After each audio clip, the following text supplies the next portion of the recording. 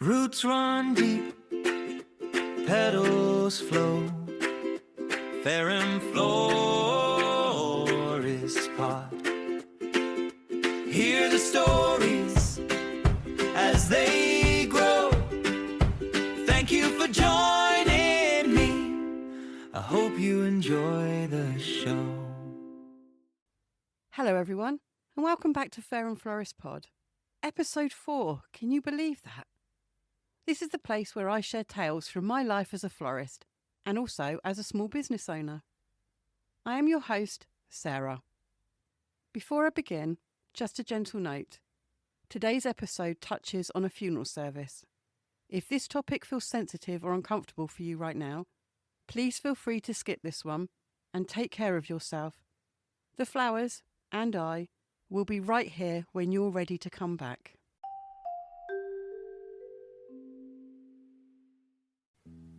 Hello, lovely listeners. I'm briefly going to interrupt this episode. Forgive me, but I wish to speak to you directly.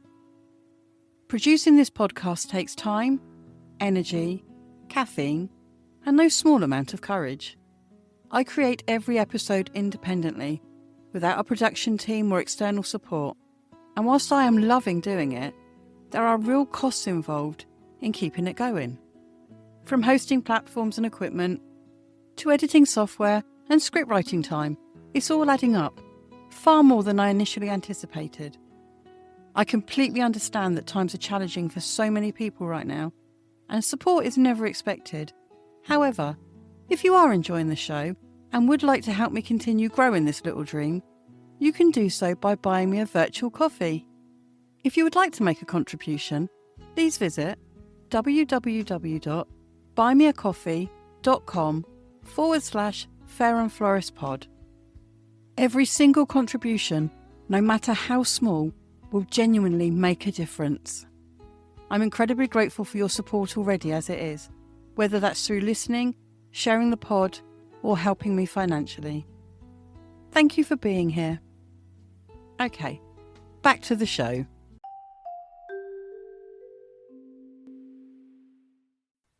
Today, if you're still with me, I'm going to share a story that involves fast cars, wow, fast-ish, high-pressure situation, and a label that I've never quite lived down, a nickname that followed myself and our driver for years, usually delivered with a smirk and a raised eyebrow. We were known as the Coffin Chasers. I'm sure you've heard the term ambulance chaser. These are people who will swoop in to profit from someone else's misfortune. Well, in our little corner of the world, my driver and I somehow became floristry's version of that. Before you picture us in black capes with sunglasses, lurking ominously outside the funeral home, let me explain. It all began on what should have been an entirely unremarkable day. Our usual delivery vehicle, a little Bedford rascal, was off for its annual service. If you've never had the pleasure of driving or riding in one of these vehicles, let me tell you what they're like. Pleather seats that stuck to you in the summer. 4 gears that felt optional and worked when they wanted to. No air conditioning. It was loud, it rattled, and it had the turning circle of a startled shopping trolley. It also had personality. With a downhill slope and a generous tailwind, that van could hit a breathtaking 44 miles per hour. Honestly, we were proud of him.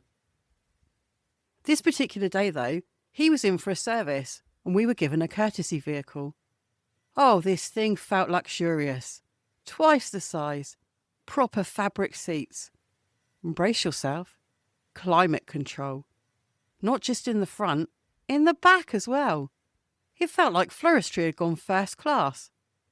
Suddenly, our driver was able to combine 3 delivery rounds into one. No backtracking, no frantic reloading, just one smooth, efficient route.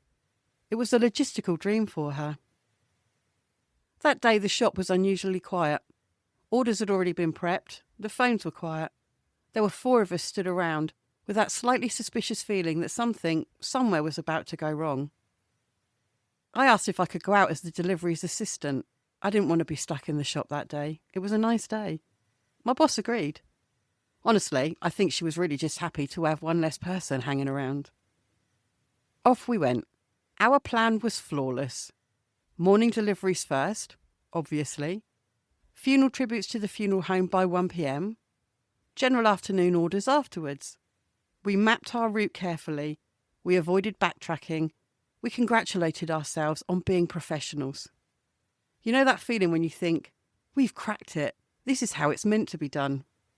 Yes, that feeling. The morning deliveries went beautifully.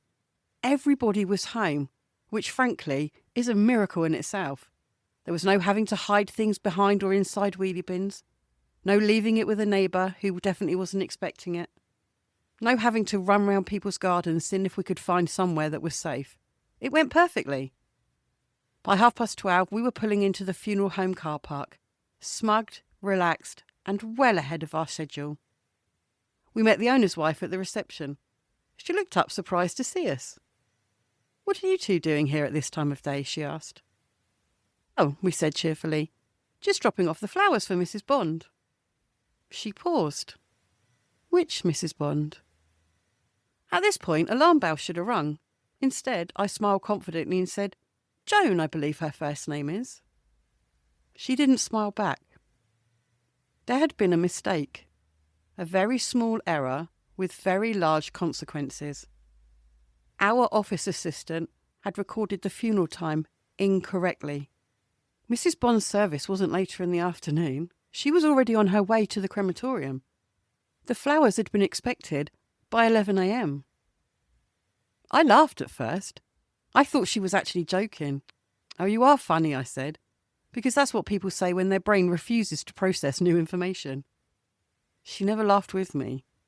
The atmosphere changed instantly. You know that feeling when your stomach drops through the floor and your heart starts trying to escape through your throat? We had 5 floral tributes for her. We were 35 minutes away from the crematorium. We had less than 30 minutes to get there. There was no buffer, no contingency, no gentle solution. This was it. Now, this is where my obscure life skills came into play. I knew the back roads. I'd spent many evenings driving them with a former flame. Romantic at the time, educational in hindsight. Narrow lanes, sharp turns, villages you'd probably never find on a map. Suddenly, all that knowledge I had became vital. I was then a full-time rally navigator. "Left here," I shouted. No, trust me, I know where I'm talking about. Right after the postbox. Ignore what the sat-nav's telling you, just listen to me."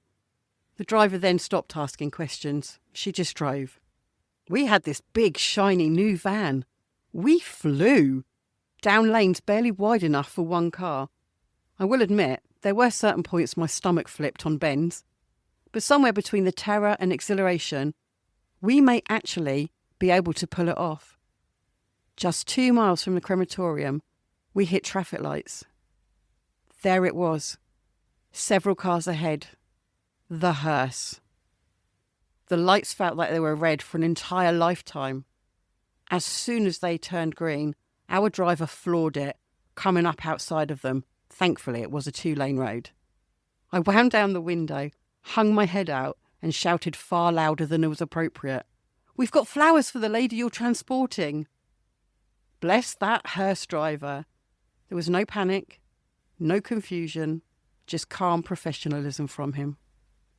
Thankfully, less than a mile up the road, there was a quiet lay-by. We pulled in behind them, unloaded the flowers from the van, put them into the hearse, adjusted ribbons, straightened the cards. 5 minutes later, everything was in place. The hearse arrived on time, bedecked with flowers. The service went ahead as it should have done. The family were none the wiser.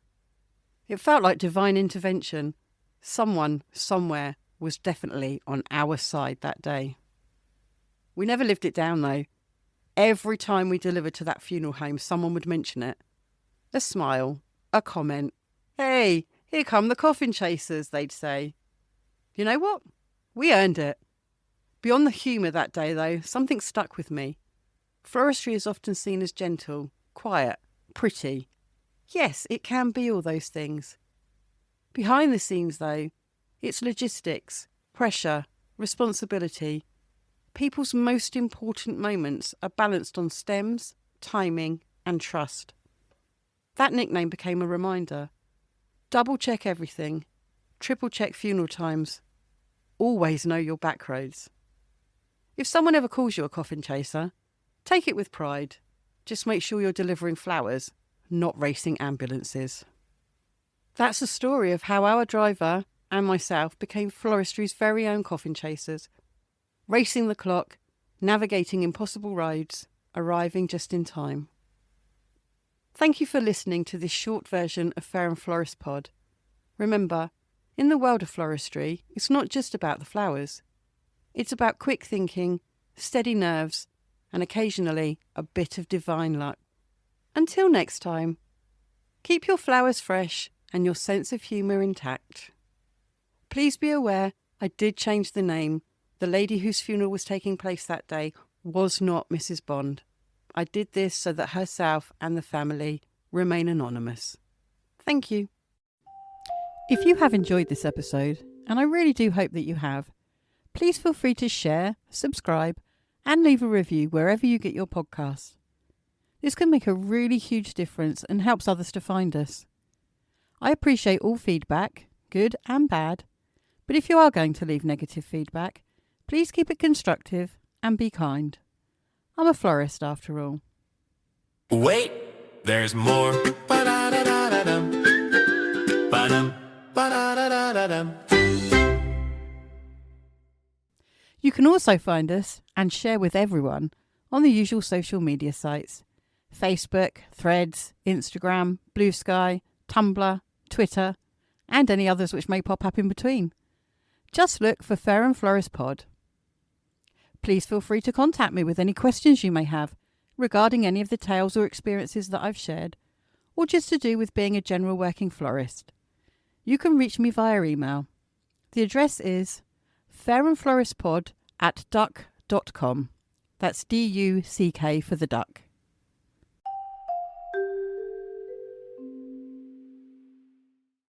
Are you a florist with your own stories, your own experiences that you would like me to share for you?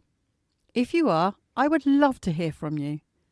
Again, you can reach me via the email address fairandfloristpod@duck.com, or you can drop me a WhatsApp on 073 671 87685.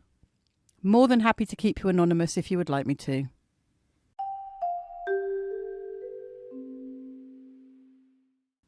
If you would like me to give your business a mention, whether you run a florist, butcher, baker, or even a candlestick maker, I am more than happy to do so, providing your business is registered and trading legally.